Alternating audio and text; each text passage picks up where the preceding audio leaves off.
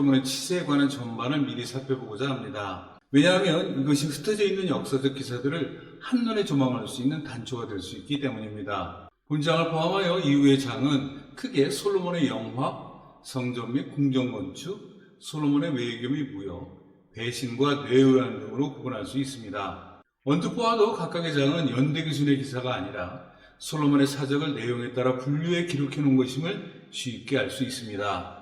일례로 뇌의안은 마지막에 기록되어 있는데 이상의 9개 장을 순서대로 보면 다음과 같습니다. 솔로몬 왕조는 대개 평온한 황금시대를 지나 만년에 이르러 각양의 사건이 발생한 것처럼 보이지만 사실은 그런 것이 아닙니다. 곧 다메섹 왕국이던 하닷과 애굽 왕국이던 르시는 다윗의 사후 얼마 지나지 않아 이스라엘의 속박에서 벗어나 외환이 되었음을 참고할 때 이는 조각조각 흐트러진 연대기의 단편임을 알 수 있습니다.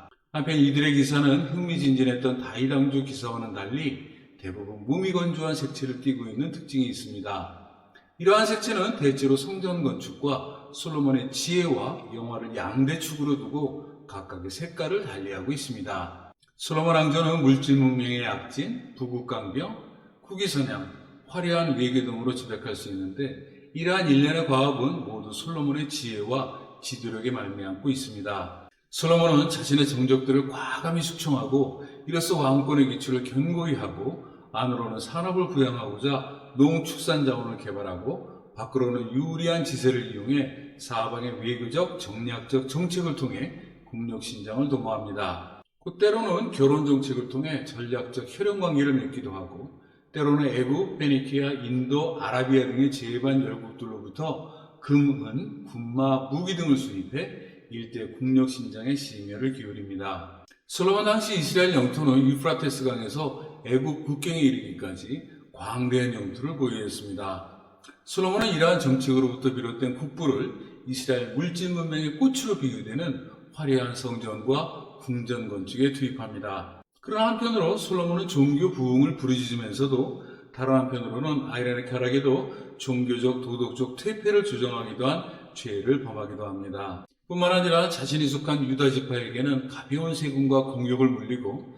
그 밖에 이스라엘에게는 가혹하고도 무거운 세금과 공역을 물려 이로써 이스라엘의 원망과 불평을 이야기하기도 합니다. 그 결과 이스라엘의 원성은 급기야 솔로몬의 영화를 하루아침에 몰락시키는 단초로 작용하여 끝내 다윗 왕조의 멸망을 초래합니다. 솔로몬의 정치는 독선적이고도 압제적이었을 뿐만 아니라 이스라엘 역사에 비추어 전무후무한 대토목공사로부터 이른바 모든 솔로몬의 영화를 순식간에 그것도 남김없이 탕진하고야 맙니다. 실로 솔로몬에게는 다윗과 같은 도덕적, 민족적 위대성은 일체 찾아볼 수 없고 그 지혜라고 하는 것 또한 이 세상에 속한 판결의 지혜로서 하나님께서 원하셨던 참나온 지혜는 아니었습니다. 인간적인 지혜가 얼마나 헛되고 온갖 물질 문명이 얼마나 하찮은 것인가를 솔로몬은 그의 일생을 통해 후세에 남김없이 전하고 있다고 보아 이에 솔로몬의 영화는 또 다른 시각에서 헛되고 헛된 일장 춘몽에 불과하다는 사실을 바로 볼 수 있을 것 같습니다.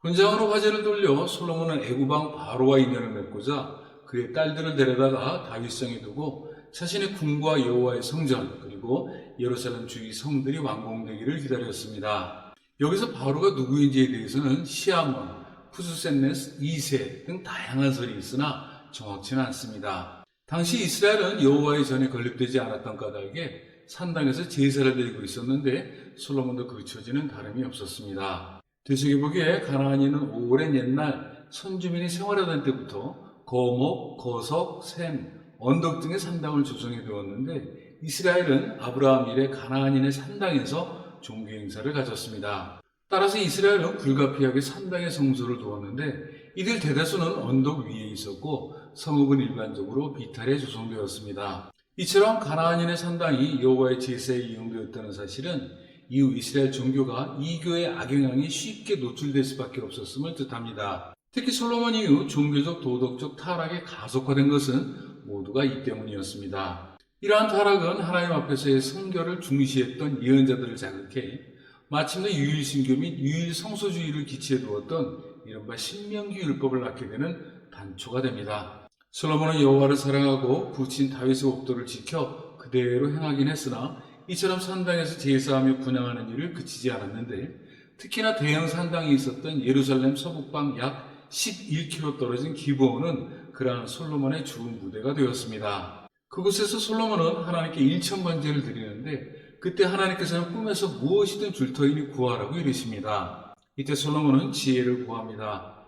다만 이때 지혜는 이스라엘의 모든 송사의 시시비비를 분간해 이를 올바로 처리할 수 있는 곧 현명한 재판을 위한 지혜였습니다. 하나님께서는 자신을 위해 무병장수나 부귀영화나 원수의 생명 등을 구하지 않고 이처럼 송사를 분별할 수 있는 지혜를 구한 솔로몬의 저사를 기쁘게 보시고 이전과 이후에 솔로몬과 같은 자가 없을 것이라고 이르시면서 그에게 복의 복을 더해 주십니다. 이윽고 꿈에서 깨어난 솔로몬은 하나님의 축복에 감옥하면서 예루살렘에 돌아와 언약궤 앞에서 번제와 수은제를 드리고 자신의 모든 신복들을 위해서 성대한 연회를 베풉니다. 당시 솔로몬은 하나님 앞에서 젊은 왕으로서 이스라엘의 통치의 막중한 책무를 통감했습니다. 곧 부왕 다윗에게 물려받은 왕국을 다스림에 있어 무엇보다도 올바른 재판과 정치야말로 제일로 꼽을 수 있는 가장 중요한 덕목이라고 여겨 자신을 위한 일체의 것을 구하지 않고 이처럼 공정한 재판을 위한 지혜를 구했던 것입니다.